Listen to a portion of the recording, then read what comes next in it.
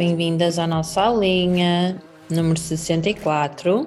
E então, hoje a aula é uma estratégia para vocês aumentarem as visualizações das vossas stories. Se vocês gostaram do tema, já deixem também aí um gosto para eu saber quais é que são os temas, avaliando depois, no fim, quais é que foram as aulas que vocês gostaram mais, que tiveram mais likes nos temas. Então deixem aí um like para eu saber que vocês querem que eu fale mais sobre Instagram, está bem? Primeira coisinha que eu quero saber aqui, quem é que está aqui que já tem um negócio, que já faz stories diariamente? Ou mesmo que não faça diariamente, já faz stories, digam-me aí. Fazermos stories, em primeiro lugar. Acho que primeiro de tudo é perceber porque é que eu tenho que aparecer nas stories, porque é que eu tenho que fazer stories e porque é que eu tenho que fazer stories diariamente. É nos stories que se vende, não é no feed. É a frase que temos que ter em conta durante a aula toda. É nos stories que se vende, não é no feed. E porquê que isso acontece? Porque só vai ver as stories quem está realmente engajado com o teu trabalho. Está realmente interessado no teu trabalho. Há pessoas que ficam só pelo feed e nunca te acompanham nas stories. Essas pessoas têm menos probabilidade de comprar do que aquelas que, além de ver os teus posts no feed, também acompanham-te nas stories. E o objetivo das stories é sempre levar as pessoas para o nível seguinte, ainda mais.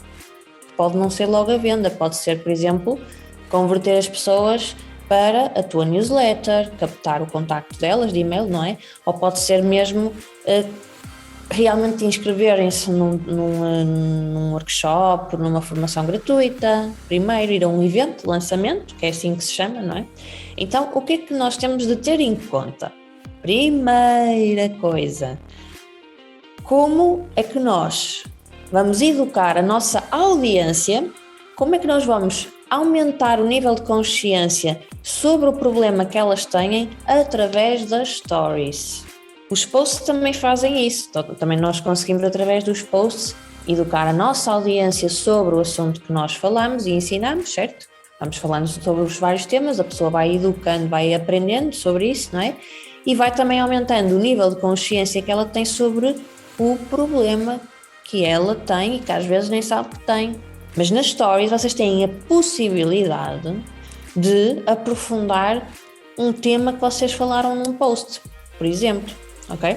Depois, a segunda é estimularmos o engajamento do nosso público, da nossa audiência, criando hábitos, rotinas nas stories. Então as stories é como se fosse, eu costumo dizer que as stories são como abrirmos a porta do nosso negócio na rua. Por exemplo, se vocês tivessem um negócio físico, vocês não têm que ir lá abrir a porta da loja para poder vender, não têm que estar lá a falar com as pessoas, a comunicar com as pessoas. Então, reparem, quando perguntam assim, Joana, mas é preciso fazer stories todos os dias? Eu pergunto, então se tivesses uma loja não é preciso ir lá também todos os dias, falar com as pessoas? É claro que é preciso fazer stories todos os dias, porque é a mesma coisa que as pessoas que têm um negócio físico também têm que ir lá todos os dias para vender. Então dizem, mas eu assim fico refém do conteúdo. Não é refém do conteúdo, estás a trabalhar. Agora, quem tem um negócio e não trabalhar, não existe isso. E quem diz isso está a mentir. Outra coisa que temos que fazer, a terceira coisa, é planear algumas stories estratégicas de venda ou de captação.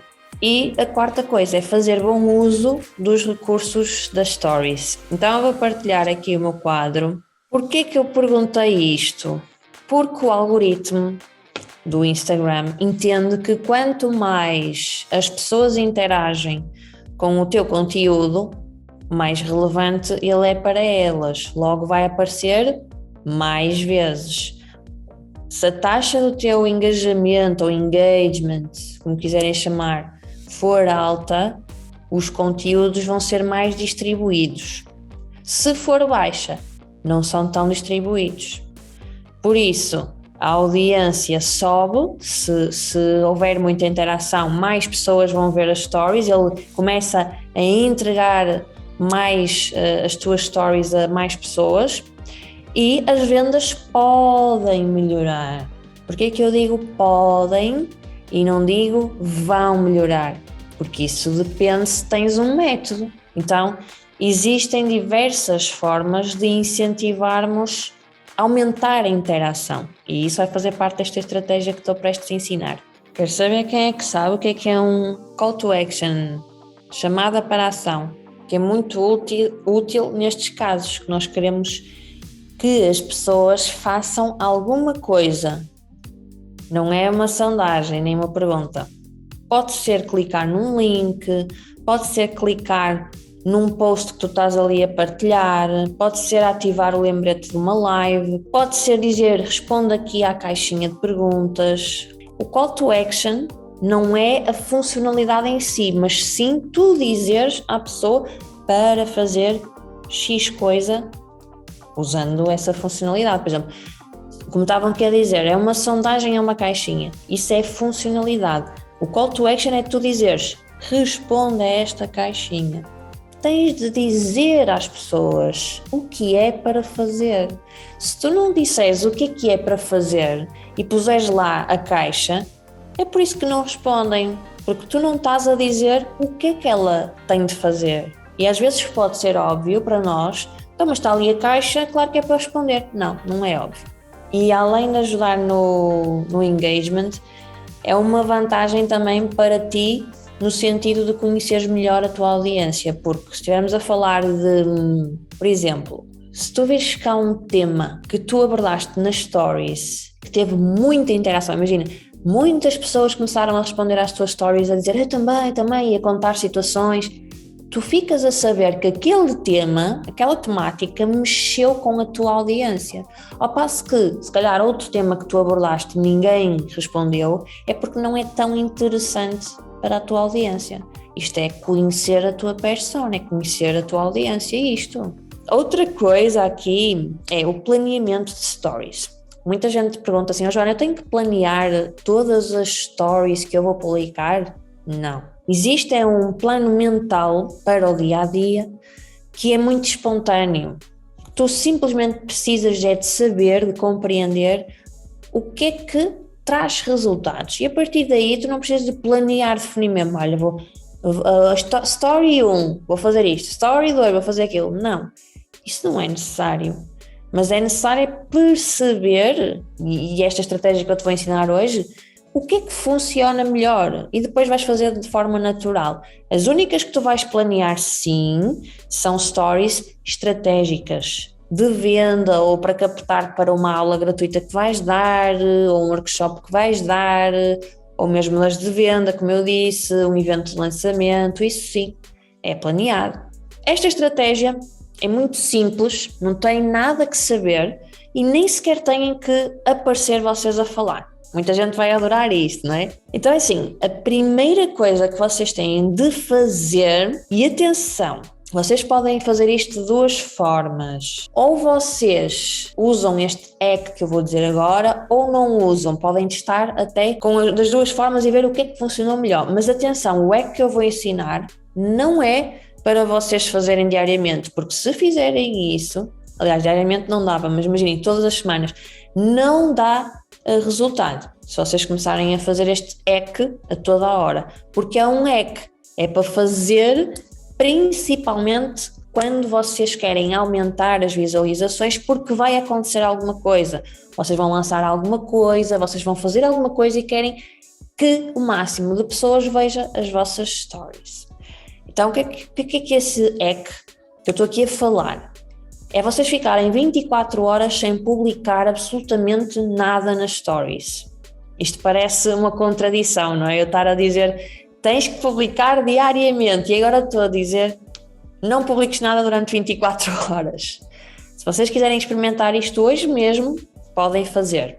Não publiquem nada durante 24 horas. E a primeira story que tu vais publicar sobre algo que se esteja a passar no momento atual e que a maioria das pessoas se vai identificar. Vou dar aqui vários exemplos, ok? Que eu própria fiz. Só esta semana já fiz 2 vezes isto, mas sem o hack, ok? Aliás, eu fiz 2 vezes, uma com o hack e outra sem o hack de ficar 24 horas sem publicar. Por exemplo, o que é que está a acontecer aqui em Portugal que toda a gente está a identificar? O calor. Toda a gente se vai identificar com aquilo. Então, nesta semana já publiquei uma fotografia de um álcool gel que eu cheguei ao carro e estava todo derretido da embalagem, toda esquiganifobética. Já não dizia esta palavra há muito tempo. Estava assim derretida a embalagem, que eu tirei foto e pus, oh meu Deus, olhem este álcool gel, até derreteu com a temperatura no carro. Toda a gente a reagir a essa story, assim, estão a perceber? Porque toda a gente identifica-se com aquilo. E é sobre uma coisa que está a acontecer agora. Ontem, o que é que eu publiquei? E até posso-vos mostrar aqui. O que é que está ontem aqui? Olhem lá. Quantos graus estão onde vives? Foi a primeira story aqui. E abri logo uma caixinha de perguntas. Nem sequer precisei de falar ou dizer algo mais, não é? Uma coisa simples, uma foto ou filmar qualquer pormenor, não é? Neste caso, que eu quero falar do calor, serviu. Nesta aqui, que foi de ontem, as pessoas responderam àquela caixinha de perguntas onde eu lhes perguntei que temperatura está aí onde tu vives. Toda a gente vai responder a isto. Quando isso acontece, quando uma grande quantidade de pessoas responde logo à tua primeira story, o que é que isso faz? Faz com que o algoritmo traga mais pessoas, como eu disse há bocadinho. Estou-me a lembrar de outro exemplo já agora, que foi na altura em que houve aquela grande subida do preço dos combustíveis, que ainda está, não é? Ainda estão muito altos. Logo nessa semana também fiz a mesma estratégia, foto de manhã a ir pôr gasolina e a dizer preço da gasolina 2 euros e tal. No caso da gasolina, por exemplo, eu pus aquela story, não é? A dizer o preço da gasolina 2 euros e tal, não sei o quê. O que é que eu disse a seguir? Que está relacionado com o meu trabalho. Falar da parte financeira, não é? Das pessoas que não têm a possibilidade de pagar aquele preço, depois de 2 anos confinadas, agora ficavam confinadas por causa do preço da gasolina. E é por isso que nós temos que procurar ter mais liberdade financeira e ter um negócio online. Qualquer pessoa pode fazê-lo, e já que ficam em casa que a gasolina está cara, aproveitam para estudar e para fazer as coisas, não é? Ou seja, vocês têm de ter um pensamento estratégico aqui. E o que é que tu podes também e deves fazer no fim? Um call to action. Um call to action, mas desta vez não é para interagir, só pôr like e não sei o quê, não. É um call to action de negócio. Um call to action pode ser para vender mesmo alguma coisa. Imagina que tu tens uma consultoria que vai ajudá-la imediatamente com isso.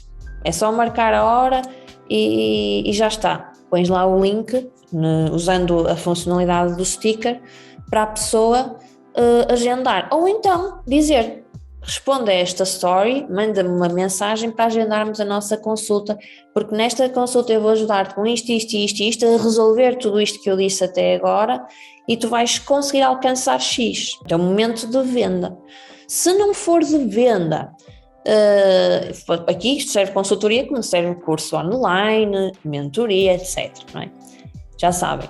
Se não for de venda e for, por exemplo, para captar pessoas para o teu evento de lançamento, como eu fiz do treinamento, então é fazer isso. Podem até já preparar uma story como eu faço e como eu fiz, vocês viram se acompanharam o treinamento, tinha mesmo uma story com um design do treinamento, era eu e um leão e tinha as datas, tudo, não é? Tinha o cronograma, podem publicar isso.